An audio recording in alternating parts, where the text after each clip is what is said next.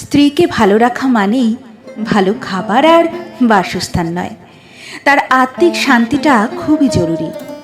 সবাই বিলাসিতায় সুখী হয় না। একজন স্বামী মানে যার হাত ধরে তার স্ত্রী সব ছেড়ে আজীবন কাটিয়ে দেবে, যার ফলে তার সর্বগুণ থাকা প্রয়োজন। অথচ সমাজ স্ত্রীর পেছনে লেগে থাকে তাকে জাজ করতে। আপনি জানেন না আপনার স্ত্রীর ত্যাগের গল্প। আপনার চোখে সে সর্বসুখী। এরকম হলে সমস্যা আপনার চোখের সাথে অন্তরেরও। আপনি আসলে তাকে উপলব্ধি করতে পারেন না।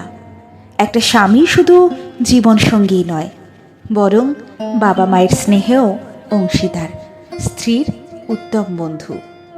অথচ আপনার মধ্যে ইগো কাজ করে।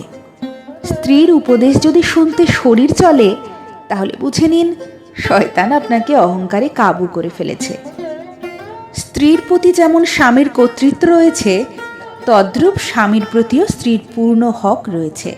সংসার জীবনে কলহ আসবেই, কিন্তু সেই কলহে মুখ থেকে যেন এমন কিছু বের না হয় যেটা সাংসারিক জীবনটায় বিষাদ করে দেয়।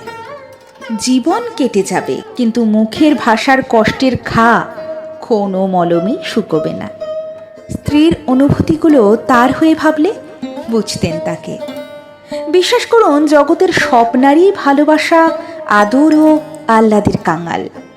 এসব দিয়ে প্রতিটি নারীকে সহজে কাবু করা যায়।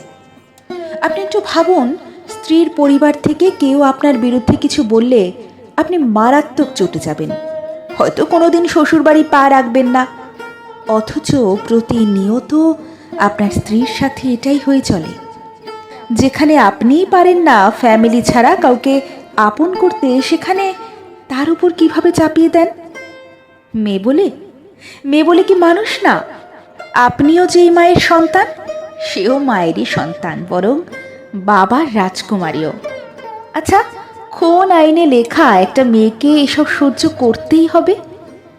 স্ত্রীকে সম্মান দিতে শিখুন, কেননা ভগবানের কাছে ওই ব্যক্তি উত্তম যে তার স্ত্রীর নিকট উত্তম। একজন স্বামীকে খুব বেশি সাপোর্টিভ হতে হয়। উত্তম জীবনসঙ্গী না পেলে জীবনটা এত বেশি তিক্ত হয়। এটাও ঠিক, সবার কপালে সব জোটে না। থাক না অপূর্ণ, চলুক এভাবেই। এই তো কয়েকটা দিন, মৃত্যু আসলেই তো সব শেষ। দুনিয়ায় কষ্টের বিনিময়ে আমরা ঈশ্বরের কাছে সুখ চেয়ে নেব পরকালে।